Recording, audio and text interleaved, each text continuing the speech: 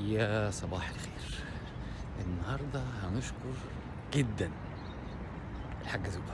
الحاجة زوبة هي بنت عمة أمي، بنت خالة، يعني حاجة في الكاتيجوري ده.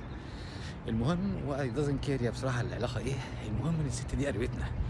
يعني أهم ما يعني في الموضوع إن الست دي تبقى قريبتك. أقول لك علاقة أيا تكن إيه هي العلاقة. ست كانت فلاحة مصرية سمرة جميلة، شديدة الرقة وشديدة الذكاء ومنتهى الكرم وخفة الدم. وخفة الدم دي تحط تحتها 150,000 خط.